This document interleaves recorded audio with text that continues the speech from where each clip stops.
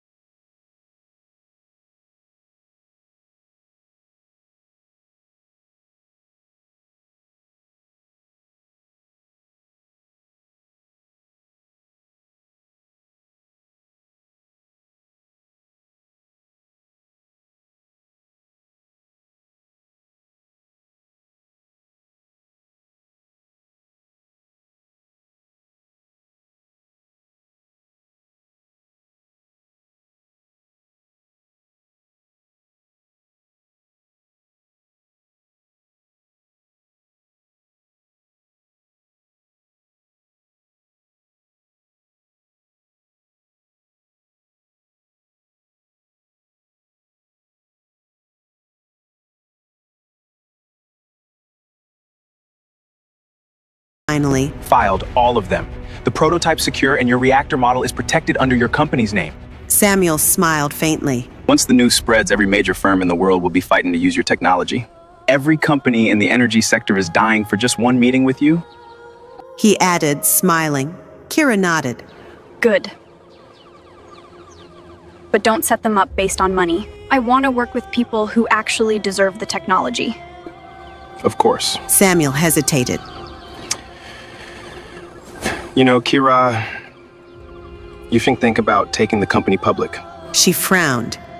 An IPO? He nodded eagerly. Exactly. You'll still own everything, but instead of working through third-party licenses, the company becomes yours illegally, publicly, officially. That's incredible news. And when you reveal yourself as Dr. South, it'll be your perfect launch. Kira smiled faintly. So the illegitimate daughter of Taylor Olson will own the future of energy. My father will definitely not like it. Samuel said. Exactly. But neither he nor Jake will be able to do anything about it. You'll control the tech, the narrative, everything. She considered it for a moment, then stood up. Fine. Let's do it. Samuel's face lit up. I'll start the paperwork. You'll need to verify your ID documents at the registrar's office. Kira nodded. I'll go now. And keep the Horton Group's request on hold for now. Don't reject right away. That afternoon, Kira walked into the courthouse, confident and composed, unaware she was about to receive the biggest shock of her life. The clerk barely looked up as she handed over the forms. Name? Kira Olson. Mother's name? Poppy Hill. Kira winced a little at her mother's mention. Her father never accepted Poppy, who was his mistress, into his life, and she seemed to hold Kira responsible for it. And your husband's name? Kira frowned. I'm not married. The clerk sighed, tapping impatiently. Ma'am, please don't waste my time. If you fought with your husband, that's between you and him, but legally I need his name. Kira's voice hardened. I said I'm not married. I am here to register my company. The clerk rolled her eyes and turned the monitor so Kira could see. Then maybe you should talk to your husband before making a new company, Mrs. Horton. On the screen, a digital marriage certificate was pulled up. Wife, Kira Olson. Husband, Lewis Horton.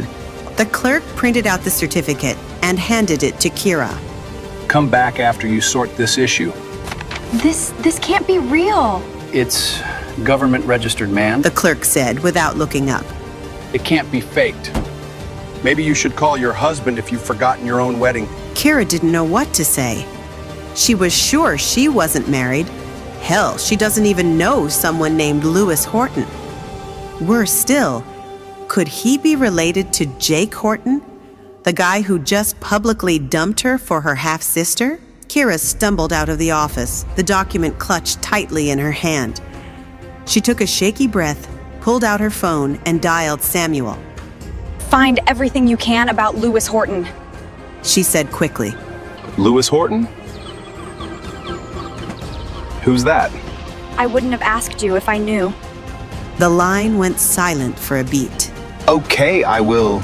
Samuel hung up the phone, and for the first time that day, Kira Olson, the woman who was always in control, had no idea how to solve this problem.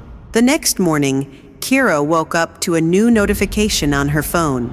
After yesterday's fiasco, she had headed straight back to her one-bedroom apartment where she had lived ever since she had started living on her own, right after high school. Even now, when she could afford tens of villas, Kira preferred staying in her tiny apartment. She checked her mail. The notification was about a video conference invite to Dr. South from the International Energy Forum. As always, she rejected the invitation and decided to send her research through the mail. Kira exhaled slowly. Even now, after all these years, it still felt surreal that the same girl who grew up being told she was worthless had built an empire in secret. She turned on the TV, and the news headlines were already buzzing with the rumor that Dr. South was to sign a research deal with Horton Industries. Her lips tightened. Of course. She murmured. Isla has always been overconfident in stealing things from me. But I won't sit silently this time. Just as she picked up her phone to call Samuel, she received a call from her mother. Kira almost didn't answer, but then Poppy would keep calling. She picked up. Mother? Come to the Olsen Villa. Poppy said sharply. Now. Kira frowned. Why? Just come! And the line went dead. For a long moment, Kira stared at the phone. She hadn't stepped into that house in years, and she had no interest in going there. But she knew that she had no choice. When Kira reached the villa, Poppy was already waiting for her outside the gate. And before Kira could even speak, the slap landed.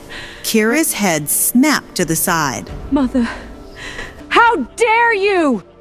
Poppy hissed. Humiliate this family by throwing yourself at Jake in public!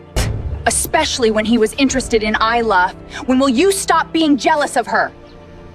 I am not jealous. Kira's cheeks stung from the slap. Jake was my boyfriend. We were together for 4 years. Stop making up stories.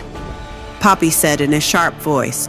Jake's family is the biggest in this town. They would never marry someone with your blood. I have your blood. Kira said, sounding defeated. How can you hate me so much? Are you even my mother? Poppy's smear dropped for a moment. She looked hurt, but then she put the smile back on. Unfortunately, yes. Why did you call me here? She asked finally. Poppy's lips curved into a cruel smile. Isla and Jake's engagement is tonight. I want you here to help out. You can serve drinks, fix her gown, tie her shoes, whatever she needs. Kira's hands clenched at her sides. You called me here to make me Isla's maid? To make you useful for once. Poppy snapped. And you need to watch with your own eyes who Jake really belongs to. Kira's anger boiled over. I don't need that asshole Jake. I'm already married. That made Poppy pause. What nonsense are you talking about? I said. Kira repeated, her voice firm. I'm married. Did you marry some homeless guy just to get married before Isla? Amazing how you make everything about Isla. Kira laughed sarcastically. I'll introduce you to my husband later. Kira didn't want to tell Poppy that she had no idea who her husband was. And he may or may not have been homeless. Who knows?